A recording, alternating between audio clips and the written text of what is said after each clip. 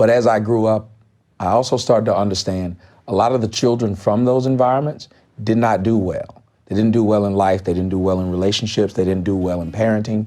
They just didn't do well because they couldn't function, because they didn't see the dynamic of two people trying to make something happen. Because if you think about it, in a single parent household, the person who's the single parent is a dictator. If they just don't want you to learn math, you won't learn math. One of the greatest movies I love that addresses this is The Water Boy. The Water Boy had a single mom who decided to be lord over his life and wouldn't let him learn anything and wanted to basically ruin his life. Now, she woke up at the end, but the whole part was, well, we got rid of the father and we don't need the father. And there's too many places out there where people say they don't need the father. So I wanted to address that, because fathers' rights in America are none. Like, no one cares that a father's put in jail for not paying child support, but the woman can have a credit score of 200. So she owes everyone, but she doesn't go to jail for it.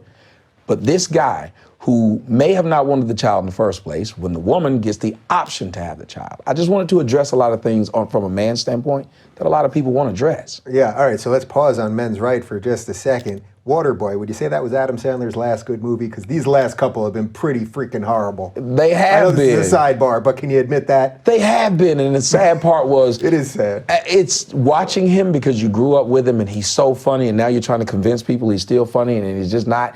It's like the last Metallica album. You really wanted to get behind it, but you realize it wasn't good. You're just a fan. Isn't that, there's something there about like just becoming a victim of your own success, right? Because those first Adam Sandler movies, I mean, to me, Billy Madison is almost a perfect comedy for the time it came out in, and then a couple after that. But after Waterboy, these Netflix things, whew. Yeah, and then he did the Little Nicky, that wasn't funny. Then Spanglish was his trying to get into... That was actually good. Yeah, it's like nobody took him seriously though, and then that last few things he's done, it's sad to watch. Yeah, all right. Moving past Adam Sandler, we could probably do an hour on just Adam Sandler movies. Yes. But putting that aside, so when did you actually wake up to that? Because that's a pretty powerful thing. You're saying you came from a household where your mom was the dictator, so to speak. Were you 12 when you saw what was going on there, or was this later into adulthood? Well, here's the funny thing. It's like, I'd say like the movie Frequency, where the guy had two memories. He had one of where his father died, and he had one of where his father was alive, because he was the only one that noticed that both happened. Everybody else's life had changed. Well, it's the same thing when you're growing up in a neighborhood where everyone else has a mom, which is a dictator, and it's a norm. When you watch the news right now, or watch the NBA draft, you will see some black guy get up there and he'll say, thanks to my mom, it'll be a bunch of women stand up and there will be no dad. His first thing they'll ask him what's he gonna do with all his money is, I'm gonna take care of my mom and buy my mom a house. Now, you never had to hear Peyton Manning say this, because Peyton Manning had this thing called a father. His father bought his mom a house. A lot of black children, the males become the breadwinner. That's why you see so many young men out in the streets selling drugs, because they're trying to take care of and be the man that mom couldn't pick when he or she was had. And it's a sad dynamic. And what happened with me was, over time, I started to hang around other people who had their fathers. I got lucky that we went from a bad neighborhood to middle class. And all of my white friends had their fathers. When we graduated, they would have their whole family. The few black people that went to the high school I went to, they all just had their mom, their aunt. And then I noticed a lot of my white friends went on to be married. A lot of my black friends went on to repeat the cycle. We have children. We're not in the lives of the children. We have multiple mothers. We end up in jail. We end up with criminal records. We end up just not knowing how to survive in society. And I think probably when I was 30, I said, somebody has to say something, because this is ridiculous. Like, nobody's pointing it out. But in one side of me, it was saying, but this is normal if you say this. Even my mom said, well, you're saying this and you're trying to make me look bad. And I thought, but it's what happened. I don't understand how we don't want to stop this cycle from repeating itself by having silence. It's the equivalent of having a molester in the house. Nobody wants to say we have a molester in the house because it'll make us look bad to the other people in the neighborhood or the community. So the molester keeps to go around and keeps going out and molesting people and victimizing people. And the victims are the ones who have to be quiet to protect this so-called image that was never there in the first place. Yeah, how difficult is this stuff to talk about? I've done a little bit on men's rights on the show, and I've had Cassie J, who did the Red Pill movie, and a couple other people, Karen Strawn on. I come from a family, my parents have been married over 40 years, And I don't think until the last few years I realized how actually important that is. Since I grew up in New York, I moved away. Now when I go home, and I go home still to the same home that I grew up in, the same community, the friends that they've had for 30, 40 years, kids that I was 5 years old with that now have kids themselves and all that stuff, that root has meaning. But it's really hard to talk about this stuff, right? Like when people, you see people bring this up on TV and people make it seem like it's about race. And it's not about race, I don't think, and I suspect you don't think so either. But even for you as a black man, you're black, is that? That's a rumor. That is correct. Just need a shirt. But really, you know what I mean? Like even for you to talk about it, it feels like there's a racial component, but you haven't said anything racial really. You're just talking about the fact of what you saw. Yeah, and it is difficult to talk about because it affects the black community so much so that when you speak of it, they look at you and they say, well, you're condemning black people. Well, in essence, I am if you pull back the layers because that's the side that I know. Because like you said, your father and mom married 40 years and you've been able to see stability. Well, most of my friends haven't. Most of my friends are like myself. I'm 41 years old. I wake up every day and I'm trying to figure out how to be a man at 41 because I never saw one. I never saw how a man is supposed to be a father. I never saw how a man's supposed to be a husband. I just saw a female dictator, and the female dictator could do no wrong.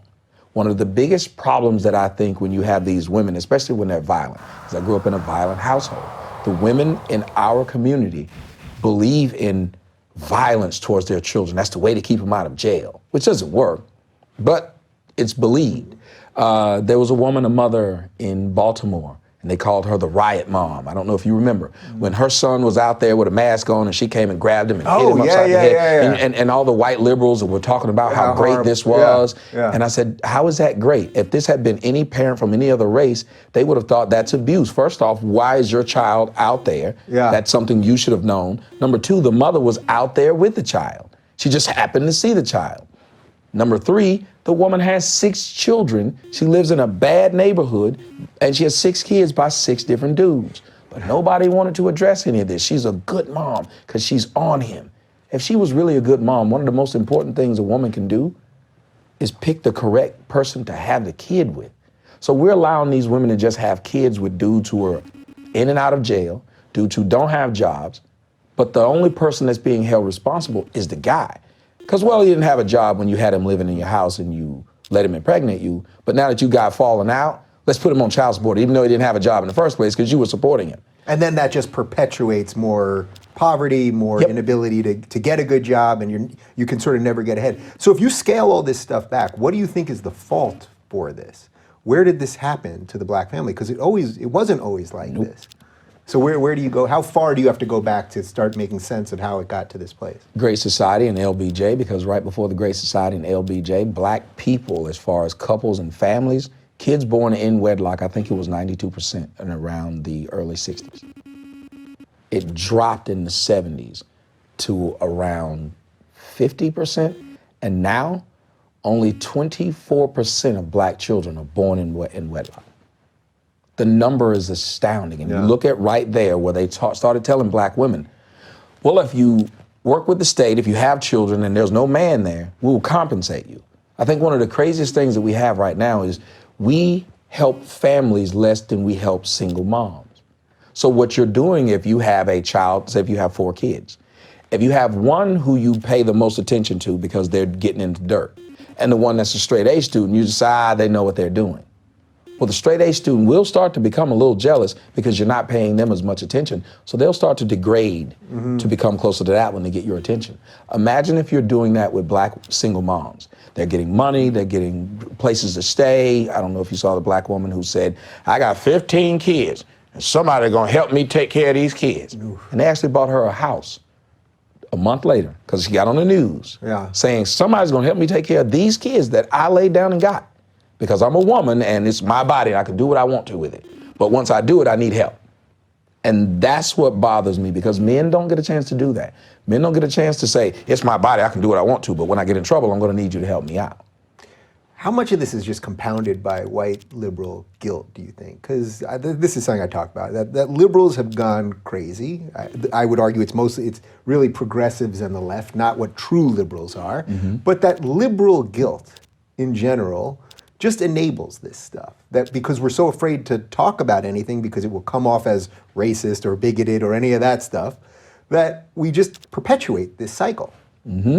I have well-meaning people. You know what I mean? I don't think they're bad people. That's the most important part. I don't think, for the most part, there are people, of course, who have bad intentions. But I think for the most part, they don't, and they're doing something bad. I think the people in power have bad intentions. I think the people that follow see a magnanimous behavior, and it looks like a good thing. And yes, we owe these people. And I started a movement called Guiltless. I wanted white people to stop feeling bad because when you look at something like Ebonics was a white person saying, well, they'll never get English, so we'll just say that what they're speaking is a normal language so they can continue to speak it. Meanwhile, you have Jose or Paco, whose family just ran across the Rio Grande 10 years ago, speaking perfect English. There is no reason for us to have the issue. If we've been here in America since pretty much the white people were here, we've been here at the same time. So at a certain point in time, you have to view your shortcomings by what haven't you done? Because we can't hold anybody hostage to what they did in the past. I don't know one white person who's personally benefited from owning my ancestors who were slaves. I don't know this person.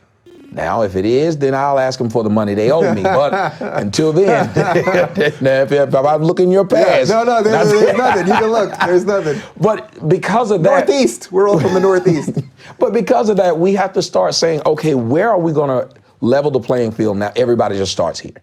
Because that's true equality. But right now, black people, because of liberals, we're not asking for equality. We're just asking for handouts. We're saying we deserve it, even though the people who fought, died, and marched for it would not want this. This is not what they were asking for. Dr. Martin Luther King was not asking for a handout. He was just asking for the opportunity to be treated as an equal citizen.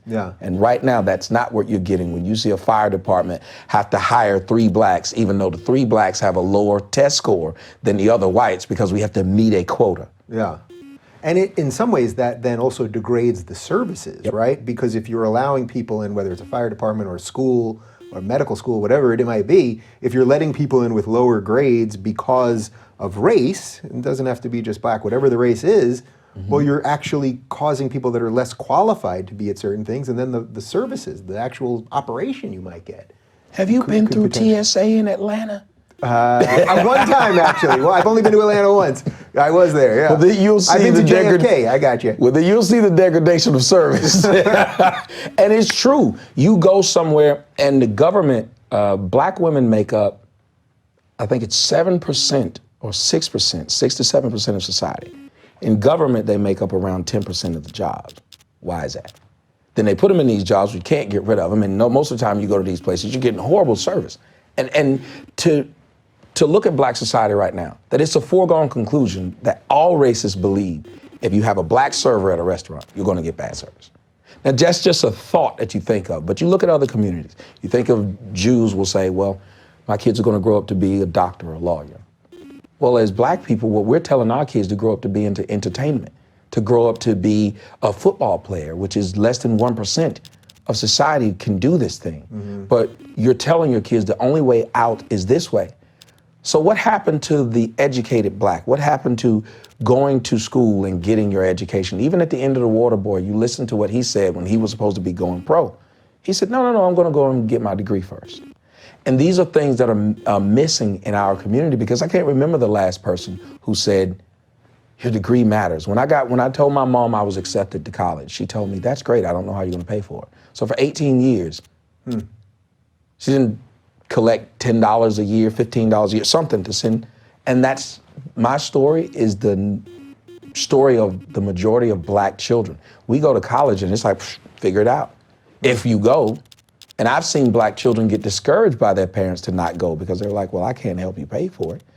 And if you look at what white liberals do, they're continuing to tell these mothers who are producing these children in bad environments, like the black mother in Chicago, who had all 5 of her sons were murdered in the same neighborhood. They did a whole story about her and they were boo-hooing and saying how horrible it was for her. But wait a minute, she knew she lived in basically Chirac. She knew that was a bad neighborhood. She knew it was dangerous for boys. After the first one of your children got killed in the neighborhood, what would you do? Yeah, you'd get moving. You'd move. Yeah. Yet she stayed there long enough for 4 more to be killed. And white liberals don't stand up and say, well, that's irresponsible. They'll say, oh, it's because those poor blacks, they don't have any money and we just need to throw more money at them.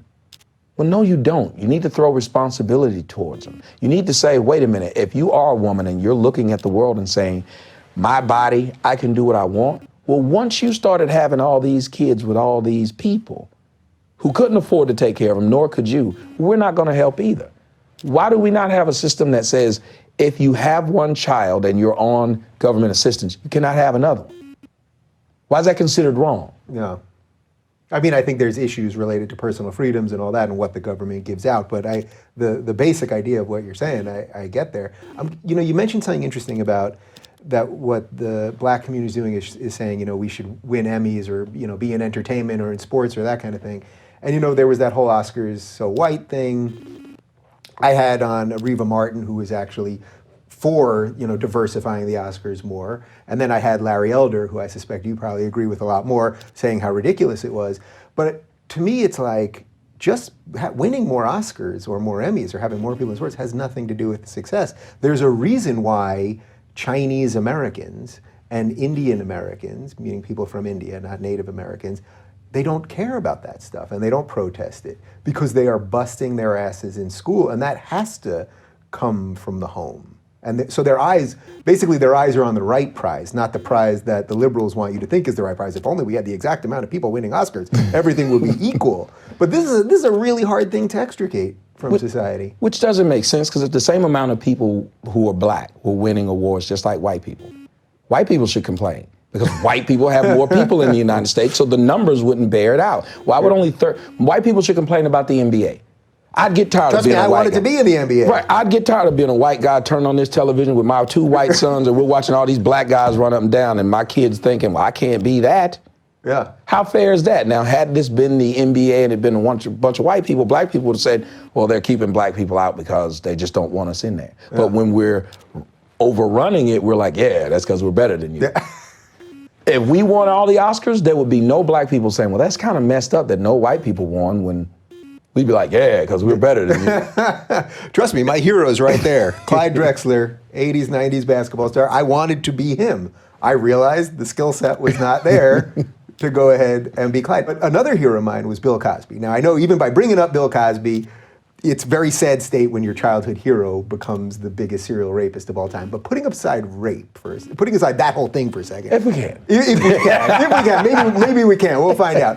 But to me, Cosby did something incredible. He put on the black family that I think you wanted to see, right? That even though you're acknowledging that just what gets to television isn't supposedly the magic answer to all this, but he enabled black people and white people also to see a middle-class family. He was a obstetrician or a gynecologist. His wife was a lawyer. They were all successful. They had the same struggles that everybody else had.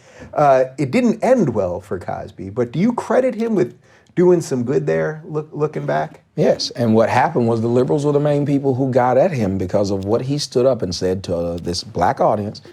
He said, blacks need to take care of education instead of going out and buying Jordans, and black women need to stop having a bunch of children that they can't take care of. That was the end. How dare you say something about the sacred cow in the black community, the black woman? When I was a child, you could get into a fight with someone just because they said yo mama. They didn't have to say anything about yo mama. But just start the sentence. Right, just yo mama. But there's no such thing as yo daddy. If someone had said something about my daddy, I would have been like, you know him? I'd have been more surprised that they said something about this guy. I've never seen a yo daddy fight. Yeah. So Bill Cosby put in front of America, like you said, the black people were able to look at a fully functional family, because in the 80s we didn't have it. The crack had started to destroy the black family after the whole Great Society. Mm-hmm. You had this man showing civility and manhood and being a man in his house, and most of us didn't see it. And you also had white people saying, well, maybe all the black people aren't like what we're seeing on the news, because here's a different set. Because a lot of white people's only interaction with black is either through music or through television. That's it. So why not have this positive view? Well, I also remember when I was growing up and the Cosby Show was on, I remember black people turning against the Cosby Show saying, well, that ain't real. That ain't real. Yeah. We want to keep it real. So what they started to do was give black people what they asked for. Real. Dysfunction. Love and hip hop. Housewives, well, the women were never wives. They were just women that got knocked up. Yeah. But drink throwing in each other's faces and fighting in the middle of the streets and world star hip hop now. That's the black family.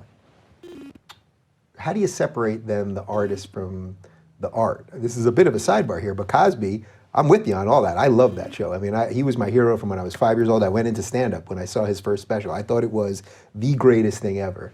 So he's doing what you argue is a great thing, and now I guess it is a transition to the rape part. He was also doing something pretty horrible to the black family, because he was part of a black family at the same time. And his son struggled with drugs and all that stuff, and was killed, I think, maybe in a drug deal. Was it a drug deal? I can't remember exactly. I just know he was shot. I can't remember exactly. But this is a little bit of a sidebar, but separating the art from the artist is tough, right? Because he did so much good, and then at the same time was doing something horrible. Well, liberals have no problem doing it with Roman Polanski. Yeah. They celebrate him, and he raped and drugged a 13-year-old. What Bill Cosby is alleged to do, my thoughts on it usually makes people upset, because I say this. If you are a woman and you knew he was doing this to you, and there's generations of these women, you had an ethical and a moral responsibility to stop the man before he did it for 20 more years. Yeah, but a lot of them didn't know. I mean, he was bringing back young actresses who they would have a drink and then, assuming all this stuff is true. And again, it's, all right, we don't have to go too far into that. But because neither one of us are lawyers privy to every bit of the... Right. I just want people, if you're going through it, I look for the person to stand up and say, no more. I don't want it to happen to anyone else. Because you do understand that the reason why a lot of these rapists, molesters get away with what they're doing is because the people who it happened to feel sheltered, and they feel like they can't go out and speak, so they don't, or they don't want to, especially like what happened with Penn State. Those were men. And we're not as outraged about Penn State as we are about these actresses who were trying to get something from Bill Cosby. Those kids were just children, but because they were males, we don't care about them. We don't care about all the males in jails to this day. We make jokes about them going to jail and getting raped, getting violated. We would never make this joke. Just like when Sharon Osbourne got on television and made the joke about the man who got his penis cut off and thrown inside of the food processor. She thought it was hilarious. Have you ever seen anyone make a joke about a mutilated woman on national television and continue to keep their job? The only person who I can ever think of making a joke about female genital mutilation, actually, is Linda Sarsour, who is thought of as a hero of the left. She's the woman that led the Women's March and all that, and she's mocking Ayaan Hirsi Ali, who literally underwent female genital mutilation. So that does show you a little of the perverseness of this whole situation. But as a man, and especially as a white man, you can't make any joke. Like, as a comedian, it's funny because you're like, well, what can I say that won't get me in trouble? As a black man, I can get on stage and say anything. As a black woman, you're limitless. It's funny. I don't know that I've even said this publicly. I used to say this in stand-up, but I would know when I was really in the thick of stand-up for many years in New York, that if there was usually the audience was pretty diverse ethnically, but if there was a table of black people, if I could get them to laugh, everyone else would laugh. And if I said anything remotely politically incorrect, you could feel white people kind of looking like that. If they laugh, it's okay to laugh. Then I'm okay. So I did consciously, I would do that. And I also found that in general, black audiences are great because there's a realness there and a rawness there. And I remember I was on stage once telling some stupid joke, like some joke about the Transformers or something, and some girl, a black girl up front goes, "You corny." She said, "You corny." And from that point forward, it changed what I was doing. Because I was like, wait a minute, am I just telling corny jokes up here? And so, but that even goes to the guilt thing, that white people are sitting there, black person left, okay, this is funny. Like, man, we're in a weird spot. Well, when I did comedy, I did it too for 3 years, and it was just some of the hardest thing to do, because it's real work. Yeah. Because you have to work for them. And I said the same thing that you said. When I was dealing with white audiences, it was better for me because, well, they would encourage you to, because they were already paid. So if you bombed, you'll get the next one. But the black people came in ready to boo. You had to convince them to laugh. Yeah. So it almost became contentious. But I was like you. I was like, if there's a black table, I'm going to make them laugh, because if they laugh, everyone else will laugh. But if I make everyone else laugh and they don't, they're going to shut it down. They're going to get me off of this stage. And it's a strange dynamic. But again, goes back to how the liberals are telling blacks to just be disruptive. Look at what's going on throughout the United States. There are more people, black women, black people, who are making petitions, you can look online, to ban me from the internet. Then there are petitions to ban the murder that's going on in Chicago. You don't see black women upset with that, but you'll see black women upset with some celebrity dating a non-black woman. This will be front page news. But these murders that are happening every weekend in one small area is normal. It's not march worthy. It's not protest worthy. It's not we can shut this down worthy. No, we can deal with these black kids killing each other as long as no cop comes and does it. Right. So I see this all the time. You'll see people on, say, Fox News, and they'll talk about what's going on with the cops. And then like Hannity will say, well, but nobody's talking about what's happening in Chicago. And, you know, thousands of people have been shot in Chicago over the last couple of years. Hundreds have been killed. I mean, it's crazy. It has a Democratic mayor, by the way. Most of these cities with these inner city problems are Democratic mayors. And then there were people out in the street blaming Trump, who wasn't even president at the time, and it's going, your mayor's Democrat, the president's Democrat. Okay. But do you think that's a little bit of a shell game? Because I don't know that the Republicans have done. Do you consider yourself a Republican? What do you consider yourself? I'm probably more of a libertarian, but they put me on the Republican side. I voted for Trump. I will vote my conscience. I'm not one of those people that will go into there and then I'm all liberal or I'm all conservatives. I don't think that anyone should do that, number one. And number two, we don't teach American citizens that their local elections matter more than the presidential election. But that's the only time they'll come out during the presidential election. That's the only time they care, when they're being told to care. Well, where are all these liberals trying to bust them to vote for their mayor, to vote for their tax commissioner, to vote for all of these other things? The people in Ferguson complained about the police force was so white. Yet they could have raised their kids to grow up to want to apply. The white people were like, we took who applied. Those people were told that they don't want to grow up to be cops, that they hate cops. So this whole neighborhood of black people didn't decide to raise their children up to say, well, if we don't want to be policed by whites, why don't you go and apply for the job? Nope. It's better for you to be some kind of dancer or a rapper, because that'll get us out quick.